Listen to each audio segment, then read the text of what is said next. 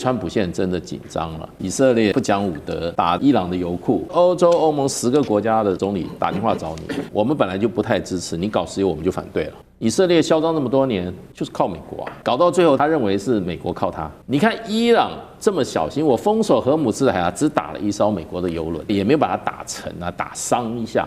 大家都点到为止，你要玩真的时候就是玉石俱焚了，而且你美国也会被烧得很惨，所以现在的状况，你一碰到油，这个事情就难搞了。好，接下来我们关心，现在看起来川普是想要停战哦，但是又怕认输嘛。另外一方面，现在其实还有一个问题，就是就算川普想要停战，但是以色列会不会拖他进入这一场战争的泥淖当中呢？现在美国的网友很多人都已经上街示威的，希望能够停战，甚至发起了送川普的儿子上战场的这个各种的示威活动。那其中选举现在看起来共和党是要惨了吗？今天我们会一起的来做关心。好。本来现在看到的是美以伊战争是不是真的要结束了呢？原因是因为川普接受了电视台的广播公司专访的时候特别讲到，他说这场战争打得非常的彻底，差不多可以结束了。尤其伊朗他没有海军，没有通讯能力，没有空军，我们美军的进度是远远的超前的。但是现在关键来了，他说完这些话的时候，他又说了，我们赢了很多，但是不够。记者问他这是什么意思，他说，这个本周似乎还不会结束战争。现在看起来是不会结束战争的原因，跟纳坦雅胡有没有关系呢？因为现在专家也做了一个分析，总理纳坦雅胡他想要打垮所有的敌人，其实不是只有伊朗而已，还包括了黎巴嫩真主党，甚至是胡塞组织。所以说，并不是川普一个人可以决定的。甚至川普之前就曾经说过，何时结束战争是他跟纳坦雅胡双方共同的决定。好，不过呢，伊斯兰革命卫队针对了川普讲了这么多话，也出来呛瞎。他说呢，未来决定战争什么时候结束，是不是美军结束的，是由我们来决定这场战争何时结束。伊朗的总统也说，要求德黑兰无条件的投降，根本就是痴人说梦。再来看到伊朗的外交部说，只有在确信未来不会再遭受攻击的情况下，他们才会结束战争。川普对于要不要停战说法，其实看起来还是反反复复的。重点是不是又被以色列总理纳坦雅胡牵着鼻子走呢？他可以，他也敢对纳坦雅胡说不吗？大使怎么看？所以他的那个魏科夫啊，还有他女婿啊，都已经要到以色列去了。会不会一下飞机就先标3字经？不知道，对，因为事实上以色列不讲武德，对不对？打这个伊朗的油库，这个应该是他们事先约好的，不要去动油库。以色列单方面啊自作主张去打，所以才会美国的官员气急败坏啊。一破我布局啊，我不想把这个事情蔓延到这个石油方面这一部分，你不要去碰它。结果以色列照打，所以以色列方面传出来啊，美国国防部官员一打来就开口就3字经了，对，所以呢，川普当然是很火大了。那而且川普才不是受以色列节制，川普是听华尔街的啊。华尔街怎么做，怎么说，怎么做，对，那他才能。川普又喜欢打电话，我告诉你，打电话是最笨的，你会被受到人家立刻给你一个压力。你喜欢打电话给欧洲各国领袖是吧？欧洲、欧盟10个国家的总理打电话找你，就说这件事情不要玩过，你玩过你去搞石油啊，我告诉你，我们本来就不太支持，你搞石油我们就反对了。就是这样直接讲啊。虽然你要天天跟人家打电话，最好人家大人物都不轻易接电话，就怕你话一丢你就走了，对不对？警告人家就是你喜欢接电话，人家就好警告你嘛。所以川普给自己很大压力，所以他立刻他就出来说，战争很快会结束，对不对？人家记者第一个问题说，你说很快会结束，你前2天你这些战争部长才说他要打4周嘞，对不对？那现在很快是多快？那川普也不敢说很快。我们就看他明天早上他怎么说，对，看他怎么说。这个事情以色列内塔尼亚胡，你要真的这样玩的话，内塔尼亚胡川普绝对跟他翻脸，绝对跟他翻脸。对，所以这个基本上先把内塔尼亚胡稳住。内塔尼亚胡如果是要自己干的话，那美国很简单啊，我本来还帮你防守你的上空呢，那就你自己看吧。美国对乌克兰不是这样吗？你不听话，我就撤走对你的军事支持啊，武器也不给你了。以色列嚣张这么多年，就是靠美国啊。对，搞到最后他认为是什么？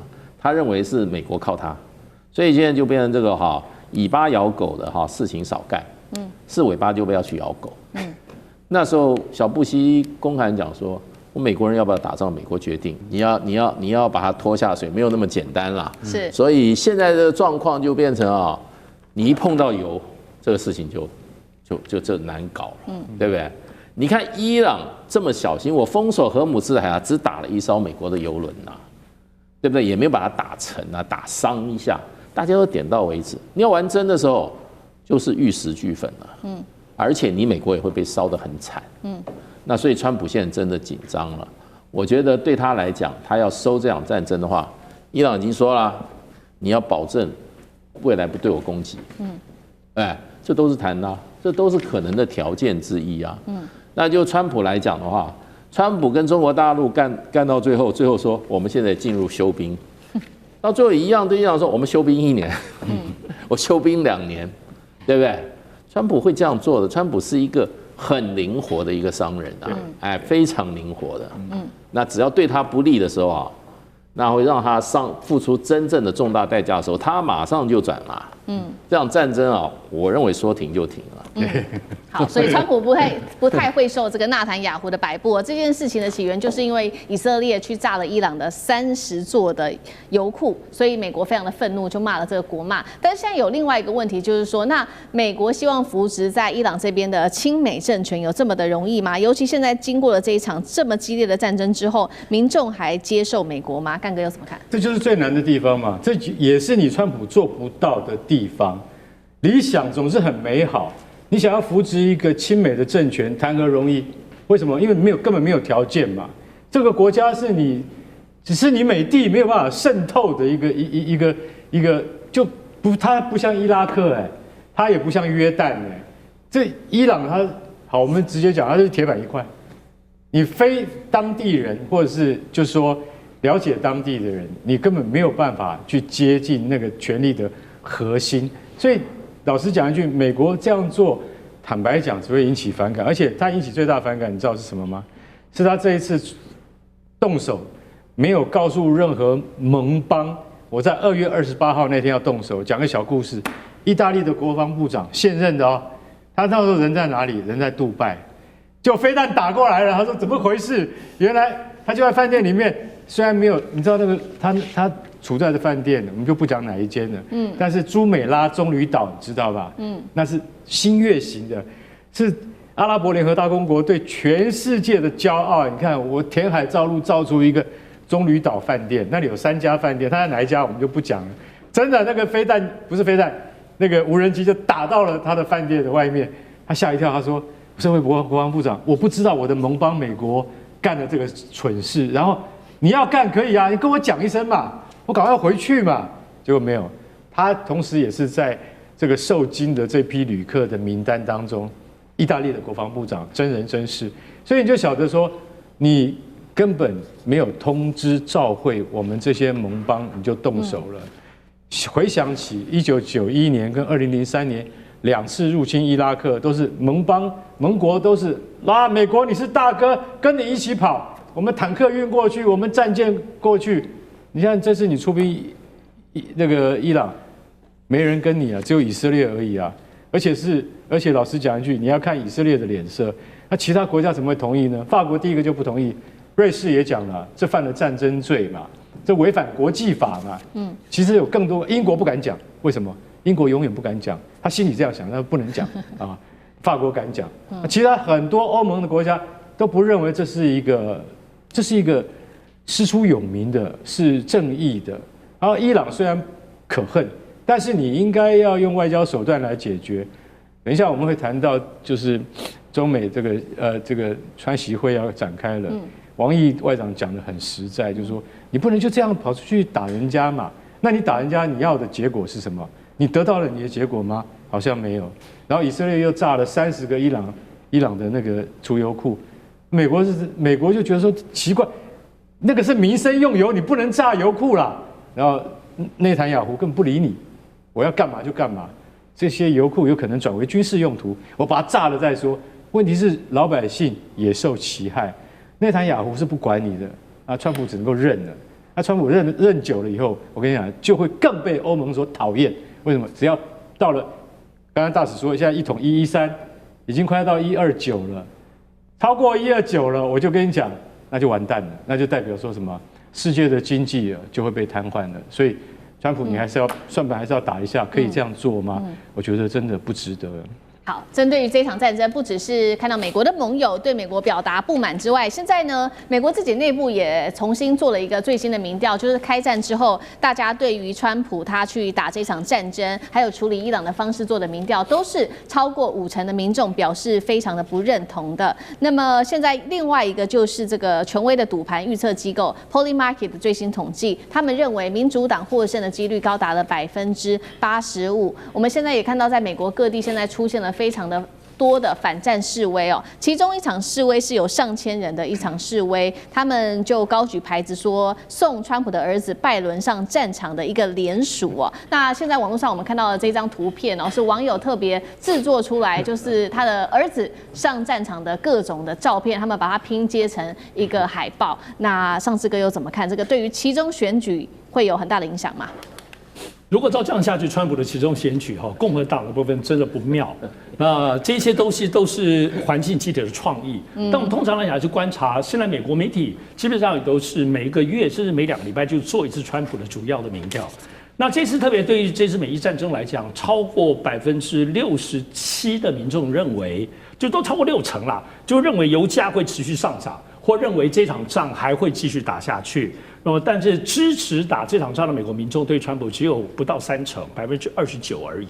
所以最后我觉得一切的东西，真是国际上油价，当然这些东西都闹纷纷，影响很大。可是拉回到任何一个国家，像美国这样子的其中选举来说，最后都还是跟人们的生活到底产生什么样的影响了。所以在现在这波民调当中，人们在意的其实并不是这场美伊战争，是在意的是美伊战争跟油价带来的通膨的影响。比如说，在最新的这个月刚刚过去的统计，美国的失业率基本上又上升了4.4%哦。所以这种失业部分的波动虽然都是有的，可是一旦有能源的危机产生了更多的影响，会不会更严重呢？以及我们在里头看到的部分是，这些虽然都是一个论辩，政治的论辩，但地方的这些其中选举还要拉回到地方上的民主党、共和党的这一些大家互相的搏斗。目前统计起来，对于共和党或对于川普长期的整体的不满，并没有让民主党大家觉得助来你民主党。可是呢，在某方面以德州这个民主党大本营为例，你会发现主要还是他的移民跟边境政策，有大量的拉丁美洲人流到民主党，好像这次会压制在德州方面的这个共和党参选人哦。所以就是说，真正在其中选举里头，跟台湾一样，很多 local。地方上真正这个人比来比去的东西，大环境的因素会有影响，但那些因素往往都还是民生议题，通膨或者是失业的这些，不见得延伸到这个国际局势啦。但目前整体来说，看起来，我想赌盘已经告诉大家了，目前这个情势，而且以美国过去来讲，其中选举大概8月以后就已经是非常非常血腥，在那个地方争斗了哈。所以坦白讲，这个。川普最后要拿出一些对他的利多，好像没几个月哦。那川协会能不能拿到一点点？其实有首歌叫做《我该拿什么东西来爱你》。对于美国来讲，我该拿什么东西来投你？川普跟共和党可能接下来只剩几个月时间而已。好，接下来我们要来关心到的是中俄这一次是设局要拖垮美国吗？因为呢，我们先来看到最近有非常非常多的动作，恐怕会拖垮美国的国力。先来看到川普派的是第3艘的航母，现在准备要进入到中东地区了。另外呢，他准备要来派吗？82空降师来夺取伊朗的高浓度的浓缩铀，地面战会不会启动？等一下我们都会一起来做关心。好，这个呢，现在川普要来派出的第3艘航母就是乔治布希号前往中东地区了。那么另外一方面来看到，这个是美国的多家媒体在披露的，包括了美国跟以色列，他们正在讨论一个被称为是极度危险的军事的计划，也就是说，他们接下来要派遣特种部队深入伊朗的境内来夺取他目前拥有的这种高浓缩铀的库存。那么现在也做了一个评估，说这个情报显示，伊朗它拥有450公斤的高浓缩铀，是可以制造高达11枚的核武器的。好，这是针对于浓缩铀美以这边的一个最新计划。再来看到第二个计划，就是他们要派的是第82空降师。美国无预警的现在取消了大型的演习，进入了备战战备的状态。一旦呢美军进入到伊朗的本土，这是来自于伊朗的最新说法，将会面临全面的游击战跟导弹的饱和攻击哦。那么这个第82的空降师也有可能就会随时来做进攻，这是来自于两面不同的攻势。所以节目一开始特别请教吕舰长怎么看了美军第3艘航母的加入，代表先前川普有没有错估形势？美军在中东地区目前的部署到底足不足够？如果派出了真的有这个地面战的话，那会不会有什么样的风险？吕舰长怎么看？当初我们来看到这个川普总统他的作为啊，他其实我们这次完全没有看到B52或者 B2 轰炸机使用这碉堡克星的一个相关的内容。那他到底想怎么做呢？他当初想的也就是透过这个有关于斩首战，然后接下来密集的攻击这一些弹道飞弹以及无人机的基地，然后最后让现存的政府乖乖的投降，把这个浓缩铀交出来。可是我们不断的看啊，战事不断的升级，但是这个结果一直都不为这个川普所望。所以我们在上个礼拜已经看到了，这最开始是福斯电视，可是我们看到 CBS News 它也很快的引述，也就是我们之前一再提到的布希号航空母舰打击群。那现在这个航空母舰的状况到底是什么样呢？那我们看到这个有关于林肯号，它当然还在阿曼湾那个位置，可是福特号它已经不在地中海了，它已经进入到红海了。那它进入到红海之后，然后我们看到布希号它现在结束了它的那个部署前的一个各种演练。那如果说我们把现在这个除了福特号的所有航空母舰进行盘点的话，我们就会知道以布希号来讲，它已经完成了，那它现在随时待命就可以出发。那如果按照这个时程来讲，大概就是14天的一个行程，就像当初福特号从加勒比海出发的时候，那个时候川普总统不是说吗？给伊朗14天的时间，那个14天的时间，也就是航空母舰打击群上面的战机可以够得到伊朗的那个时间。那呢？但是我们讲到这里啊，我们下一趴还会讲到。那我们先看这一个，现在尼米兹号出现了。尼米兹号我们当初都认为它要去除役了，但是并没有。那我们也就是说，我们现在看到的，也就是在这个位置。也就是林肯号打击群的位置，那现在也就是福特号打击群要进入到红海，那难道他进入红海不担心这个胡塞组织吗？当然担心啊，但是没办法，为什么？因为它要形成如果配合这个未来的布希号打击群的话，它要形成3个角的一个前行攻势。那这个也就是我们讲到说，他们未来的动作，但是我们刚刚讲到说，这个82空降师大家没有照片啊，可是其实有。为什么？我们看到这个其实就是82空降师，他动用了CH-47的秦努克的这个直升机，其实已经将大量的部队运往那个不确定的一个机场那这个单一张照片不能解释什么嘛？他就是不知道往哪里走。可是还有另外一张其实也是在同一个小镇，但是它是从后面拍的。那而且它的这距离两个拍照点的距离其实非常远，也就是象征得到说，其实现在地面部队确实有在做准备，而且我们看到这一艘其实也就是阿灵顿号的这一个船坞运输舰，它现在开始进行整补。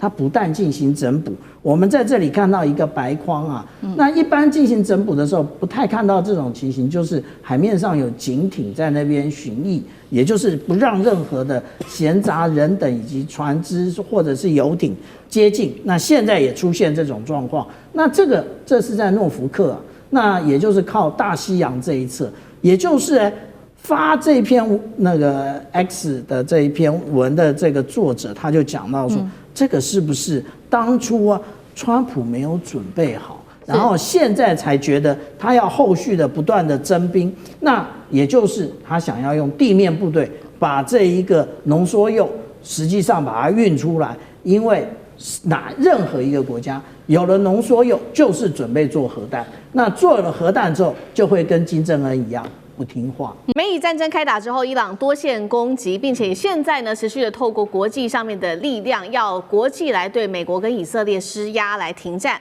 那所以呢，现在看到这个伊朗一系列的攻击已经重创到全球非常多的产业面。等一下我们会一一来看到，影响的不只是能源，不只是晶片，还有铝，甚至是空运、全球空运等等，还有供应链在中东一条一条都被掐住了。好，赶快来看到具体有哪一些的影响。首先就是荷姆兹海峡了，伊朗的革命卫队声称控制荷姆兹海峡，还示警会布水雷达到6000枚，任何船只只要经过都可能遭到飞弹、无人机攻击。那听到这个消息，现在川普担心了。他说，美国的海军有必要的话，会尽快的为行经荷姆兹海峡的油轮提供安全护航，而且他说呢，这个护航价格啊可以谈的，但绝对会让你满意。好，赶快来看到欧盟现在可紧张了，因为油价持续的暴涨，幅度最高达到70%，他们现在竟然是希望拿俄罗斯的石油，持续的施压乌克兰，要求开放欧方来去查验受损俄罗斯的这个输油管线，厘清是否能够尽快的恢复供油。那遭到了乌克兰这边的拒绝，他说是以安全为由拒绝让他去查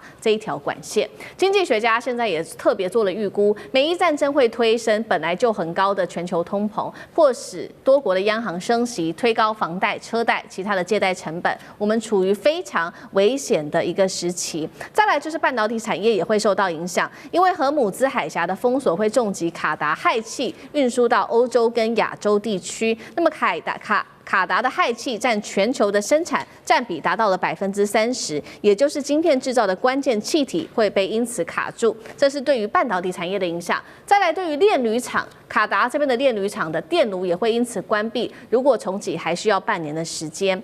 那大家可能感受很深的，还有就是在空运了。现在有多国的国际机场都已经关闭了，在中东地区多个国际机场都已经关闭了，数万人还有他们的货物都因此滞留。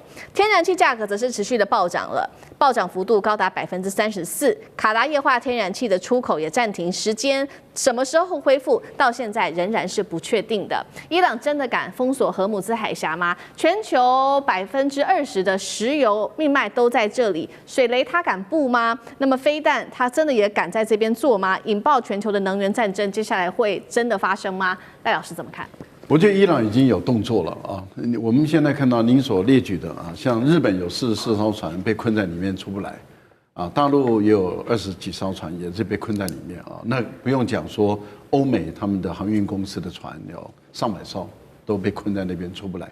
现在能够通过这个荷尔木兹海峡的船真的很少，而且最主要是《金融时报》有发布一个消息，这个消息是根据有这个可靠人士所公布的，就是说啊，国际的航运的保险公司已经完全中断啊，所有的停止啊保险了，而且他们目前来讲要重新讨论这个保险的价格，也至少要往上攀升50%。这代表什么？代表风险事实上越来越高了。我们一般来讲是这样看啊，我比大家看的还是中原海运啊。为什么中原海运呢？因为过去在胡塞组织在封锁这个打红海的时候啊，美国、英国还有以色列的船被打得还蛮严重的，但是中国的海运还是可以通，而且中国也通。我们也看到了，大部分的船都后来都跟着中国的船在走啊。可是这一次中原海运已经宣布不走了。那就代表什么？风险升高了。我们也看到伊朗这次的做法跟以前不一样，以前是采用扣押啊，但是这次是直接把你打掉。那已经有公布了好几艘油轮被打掉啊，那个名称都有，所以那是等于是有事实可查了。也就是美国的一艘油轮被击中，起火燃烧，还有几艘的油轮啊也被打到，然后但是后来被扑灭。目前来看的话，我觉得到最坏的一个状况，伊朗才有可能采用封锁，也就是布水雷。布水雷这茲事体大，因为它影响的已经不只是伊朗的问题，影响整个中东国家，也影响到中国大陆了。那大陆已经摆明他的态度就是这个做到这么绝，还是要考虑再三啊。我个人觉得到目前为止，布水雷不容易收困难啦。对这个没有那么简单。但是以目前来讲，针对于美国跟以色列的油轮来打，这个已经出现了。好，李将军呢？我觉得川普非常有意思哦。以前有一部电影叫《保镖》哦，这个你觉得川普现在是不是把美国海军当镖局？这个护航，然后收钱，保镖不就这样吗？对不对？这个运送这货物在古时候这个道路上面运输的时候，为了怕土匪抢所以要请镖局的人来这个保护这个货物。那现在川普要收钱嘛？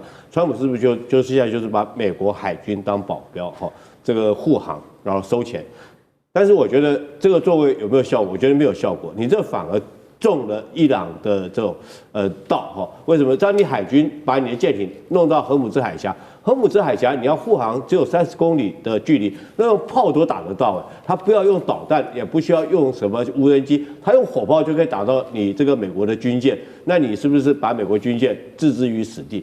所以从荷姆兹海峡这次被封锁，我们看出来，美国对于这次开战并没有做好完全的准备，因为所有人，包括我们都知道，荷姆兹海峡，伊朗一直威胁着是要封锁。虽然说在两伊战争期间，他为了怕说杀敌1000自损800，在两伊战争期间，他都没有封锁荷姆兹海峡。但是这一次他面临他这个生死存亡的关头，他已经抱定了一种鱼死网破，就算是我自损8000，我也要杀敌你1万所以他这次就封锁荷姆兹海峡。难道你美国在开战之前，你没有预判到这种情形吗？如果说你有这种预判的话，你是不是应该事先就采取防护的一些预备措施？譬如说是你要将你的滨海战斗舰派到这个地方来建立一个防御体系，防止它无人机的攻击，或者是先占领这个地方的海域，让它没有办法在这个地方部署水雷。那现在这个地方的水域很明显的这个我们讲说制海权，这一段的制海权已经很明显的掌握在伊朗的手上。那你这时候再说要去护航，要去收钱，反而让大家看成是一个笑话。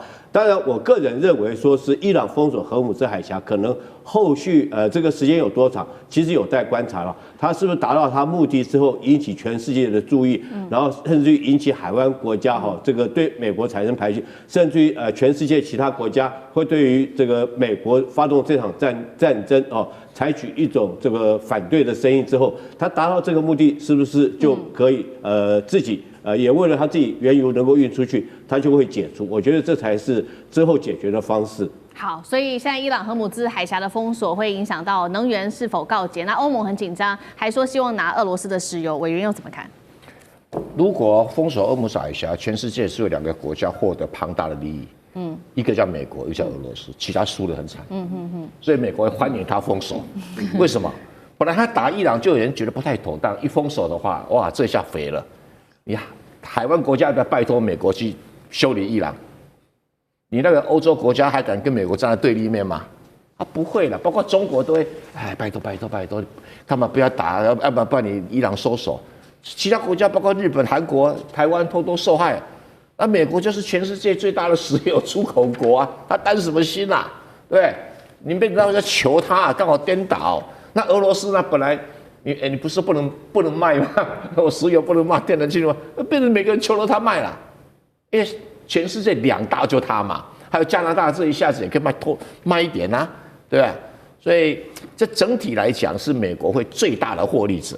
我不知道伊朗的人应该也知道这个效果。那你本来这海湾国家好像说我把你当人质啊，美国来救你就会跟我妥协，才不会的啦。美国最好看看你们这每个人都受灾，然后要帮忙嘛。我何必我这个保护费可贵了啦，我这保护费可贵了啦，对。要把伊朗打趴有没有难？不难呐，真的不难，把伊朗整个打趴不难。伊朗政权换来换去也没什么了不起的事，只是这一次还没有没有那么大力。你知道轰炸贝尔格勒轰炸70几天，现在才轰炸不到4天呐，对啊，所以我是觉得美国人很炸，等你封锁，说油价会涨，有这样讲，我赚钱啊，我的石油公司大赚钱啊，我随便开价，你台湾买不买？日本买不买？对不对？我天然气你卖不卖？所以这个就是这种连环计，一环扣一环哈。我是觉得受伤的是中国、日本、台湾、韩国、欧洲，得利的就是美国跟俄罗斯啊，不然你看看还有谁有石油？就他们2个有啊。好，那会不会引发后续这个战争型的通膨？因为刚刚说了嘛，除了石油我们要关注之外，还包括了有这个天然气，还有氦气断裂、铝厂停炉等等。那杨老师又怎么看？我觉得接下来3种情况会有3种不同的影响，对于全球的能源到政治经济。那你看到昨天、今天美国到台湾的这个亚洲的股市的这种变动，就表示说，其实我们现在股市很脆弱。那风吹草动见这个涨跌那所以任何的风吹草动，第一个，如果这个战争限制就是在目前的情况，在伊朗跟以色列跟黎巴嫩之间，尽管它再怎么激烈。也许伊朗的油田设施被打，但是呢，它对于整个全球的原油跟能源以及经济的影响还是有限度的。那荷姆斯海峡现在你看到伊朗到目前为止只是威胁，但它并没有真正的出手去炸任何的这个油人。有几个传言说有人受到影响，但是没有真正的确实。如果这样一个持续的话，那大概可能会。它的影响就会慢慢的在可控的范围。那这个接下来就要看谁去做最高领袖，以及他怎么样的政策。那第二个就是它可能扩大变成海湾国家的这个原油设施也受到影响了，那或者是荷姆斯海峡的这个通行也受到影响，那这个就会有比较长远的冲击，油价就不止85了，油价可能真的会涨到100以上，不至于像伊朗所说会涨到200了那如果涨到100以上的话呢，那全世界股市大概就只是现在俄罗斯会涨而已了。那但是呢，连美国都会受影响，这个就蛮大的一个冲击。如果真的进入到美国跟伊朗的这种全面性交战，那真的是1/3的油都来自于中东，1/2的油跟天然气都经过荷姆斯海峡，那它的冲击就难以想象。尤其是对亚洲，中国大陆依靠来源于中东44%，日本95%，韩国70%，我们台湾60%，那也有另外20%的天然气。液态天然气是来自于中东，这不可能短期之内有任何的替代。而战争它的这种冲击，可能在战争结束之后，都还会留到相关的影响。赶快来关心美伊战争在开打之后，没有想到现在恐怖攻击，尤其在美国当地的恐怖攻击正在遍地开花。另外影响到的就是伊朗最新祭出制裁，它要封锁整个荷姆兹海峡，并且已经布了6000枚的它的水雷，封锁住海峡。伊朗直攻川普的2大命门，恐怕影响到接下来川普的支持度，甚至接下来的选举。赶快来看到现在中东问题已经烧回到美国的本土了，川普没有料想到吗？美国现在内部正在掀起的就是反战示威了，而且在多地多个城市正在爆发当中。赶快看到地点，包括了有亚特兰大、波士顿、拉斯维加斯等等的大城市，还有再来看到白宫以及纽约时报广场都爆发了民众的抗议，他们怒吼不要美军介入在中东地区。真的是这样子吗？赶快来看到细节的最新民调，目前只有27%的美国人是支持川普对伊朗动武的，反对者高达了43%，56%的受访者更是认为川普啊，你已经过于倾向动武了。共和党的内部人士42%的人也直言，这样子做其实对美国是不利的，对川普是不利的。一旦出现美军的伤亡，就会降低对于川普的支持，而伤亡人数这一场战争到现在也是一个资讯战。伊朗这边给的数字比较高，他说美军现在伤亡人数560人是伤亡，其中还有6名是 CIA。美军中央司令部最新在今天早上给出的数据，则是澄清目前是6死18伤。当然，这个数据仍然是在统计当中，不管怎么样都会影响到川普的民调。而现在还有更敏感的消息，就是来自于前 FBI 的官员特别做的示警，他说伊朗可能唤醒潜伏在西方的休眠细胞，也就是从1980年代开始，这一些行动就已经渗透在网络里面。现在点名这一些报复行动可能被唤醒，也就是可以看到最近的2个重大的枪击案发生在德州跟俄亥俄州。的案件都被列为是跟美伊战争之后的恐怖主义是有关系的。现在案件的侦办也朝着这个方向来去做调查。这一些所谓的休眠细胞启动之后，美国真的有能力完全的来防范吗？如果恐攻真的扩散，接下来对于川普有多大的冲击？大使怎么看？对，我觉得这个 FBI 还有德国官员他们是非常专业的啊。其实，在这个上一次美国反恐行动这个之前，也是911之后，美国搞全球反恐。其实那个时候，其实这个回教极端主义他们就用所谓的不对称战争，比如说攻击美国的这个世贸大楼，就是不对称战争。那当时美国其实国土是相当开放的，可是911以后，美国就把国土安全部出来就把这个整个国土搞得水泄不通。可是呢，当时美国还是很多防不住。不过美国有一个情况，它是比欧洲好的，所以德国像欧洲他们是很紧张的，就是说美国的所谓的本土的这种恐怖主义是比较少的，就欧洲很多。欧洲你比如说法国有600万到1000万的这个穆斯林的第2代跟第3代，他们因为宗教关系，在当地是没有办法融入当地社会，所以他们有反社会倾向，而且呢，他们是很同情穆斯林其他穆斯林国家的处境的，所以他们是土生土长，比如说是德国人，土生土长的法国人，甚至土生土长的英国人，可是他们也会变成恐怖分子。很多当时这个圣战组织在这个中东一号召，很多英国、法国，甚至比利时、欧洲的很多，在当地出生的那是当地的人他就回去参加圣战组织了，就有点像犹太人今天犹太一打仗全世界犹太人，不管你是德国人、美国人什么哪一国人，都回去打仗一样。那这个对穆斯林呢也是有情况。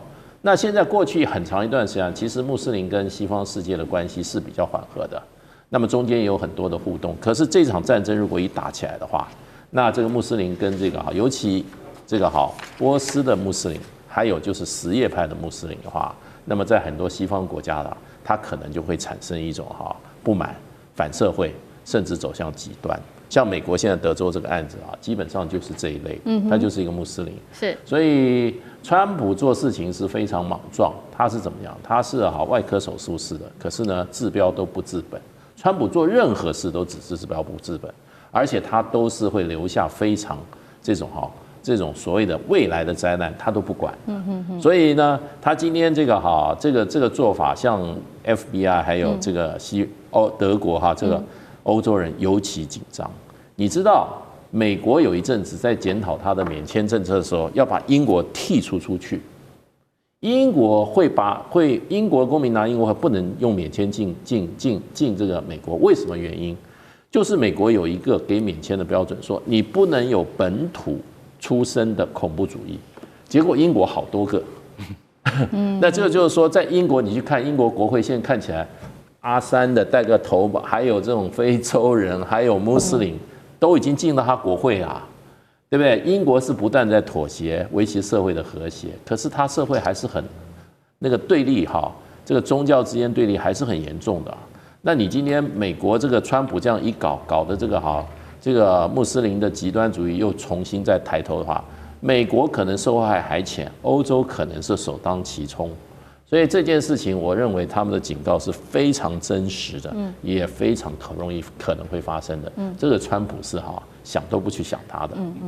好，这个极端主义、恐怖主义可能在国际社会上多国持续的蔓延。那包括了刚刚除了欧洲国家现在很紧张之外，我们看到美国的民众，很多民众也走上街頭。现在其实共和党也蛮担心会影响到他们的选票的。这个是第一个，现在共和党内部担心的事情。那第二个原因，第二件事情也有可能会影响到川普的选票的，就是有关于荷姆兹海峡被封锁，接下来对于整体这个石油价格是否引爆通膨的影响，恐怕也会冲击吗？我们先来看到是因为这个伊朗已经正式宣布要封锁荷姆兹海峡了，然后他也说呢，对于经过的船只会开火，并且在这边部署了6000枚的水雷。这一条海峡有多重要？每天呢有约通过1900万桶的液体的燃料，占全球命脉的1/5。JP Morgan Chase 也特别做警告，如果这个海峡封锁25天，中东的的主要产油国恐怕就会被迫停战。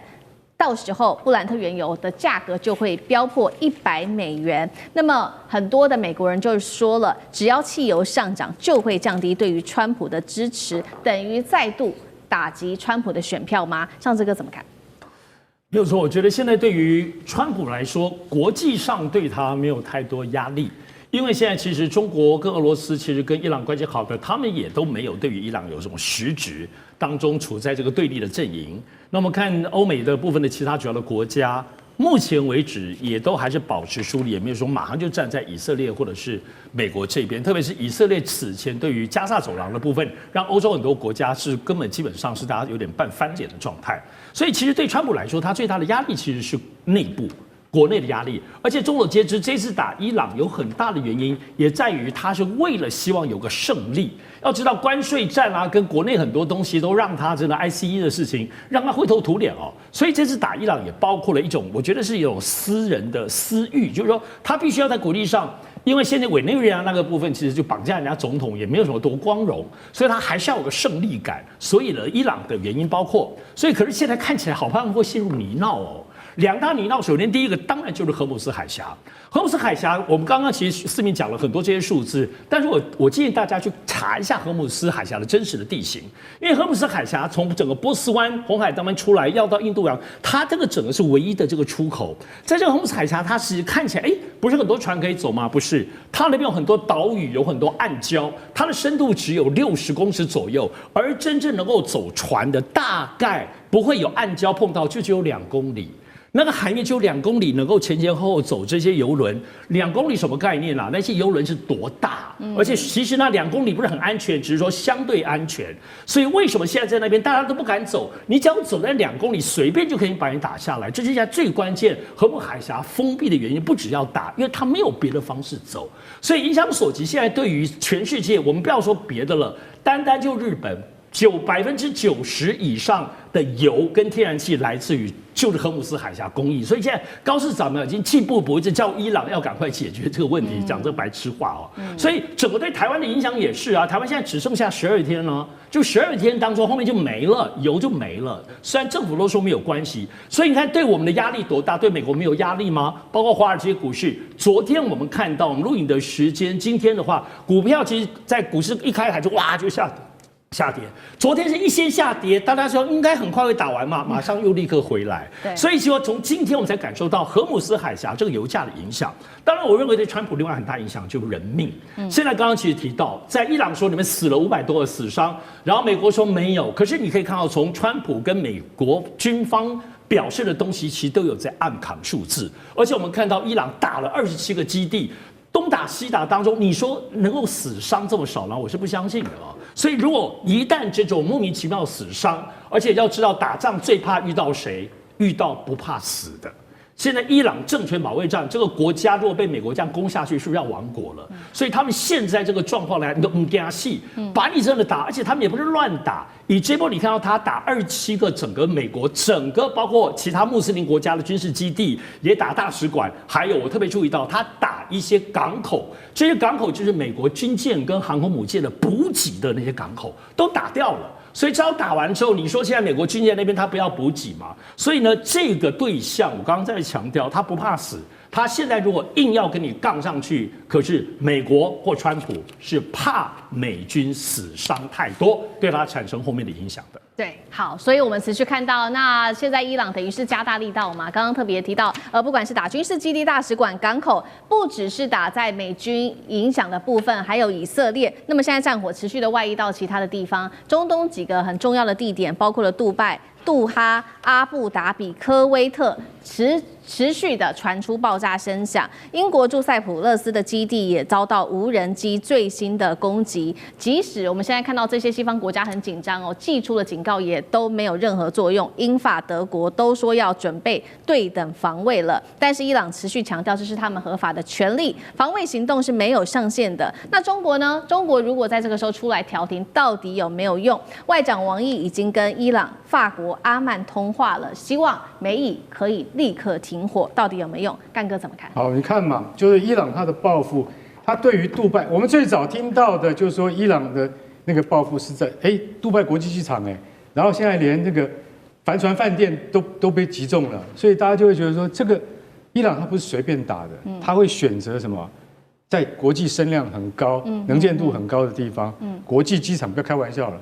但是我们可以知道，它最多顶多是用到见证者136型的无人机。为什么？这个无人机可以飞1000公里，但是它的战斗部很小，也就是说它弹头威力不大，所以造成的损伤很有限。可是它会分别去打杜拜、去打阿布达比、去打科威特，然后像我刚刚讲的，用法塔赫去击中了苏埃巴港，就科威特的港口，你就会晓得说，它其实是有步骤在做的。那所以老实讲一句，它现在不但可以在这4个国家里面动手动脚，你就会觉得说，其实它的报复这个能量蛮可观的，还打到哪里？塞浦路斯，塞浦路斯在哪里？在地中海，可以打到那么远的地方去。所以我今天就坦白讲一句，他不是没有能力打，而是伊朗其实老实讲一句，他在所有阿拉伯世界之中，他的科技水准是最高的，但是他的实战经验是不够的。所以我认为，这战争如果再拖长的话，对谁都没有好处。伊朗经济已经很凋敝了，那像刚才上次讲的，19000吨的原油跟天然气，这里面包括台湾的啊。台湾已经很多专家今天在早报上面也讲了，台湾的 LNG 天然气怎么办？再打下去的话就没得用了，你知道？就是那个船根本开不过来嘛。在这种情况底下，我觉得王毅部长你应该要赶快出面。为什么？出面呼吁美国在安理会上发挥我们中国的影响力，遏止美国再继续这样胡作非为。你知道，就在昨天。安理会里面，美国的大使跟伊朗大使2个人针锋相对，结果伊朗大使说：“你们再这样不遵守国际法，自然会有人制裁你们。”然后那个美国大使就一直在讲，我们完全没有违反国际法。结果最后伊朗大使讲了一句话，他说：“应该要有人教你什么样叫做礼貌2个字。”这样，所以你看着你看他们针锋相对，你会觉得非常有趣，你知道。比如说讲完了以后，中国大使但是没有发言。我认为王毅部长他应该是说，没关系，我们派航空母舰战斗群去干嘛？去演习，我们到红海去演习。我觉得这个才是真正帮伊朗。当然，这是我个人的见解了。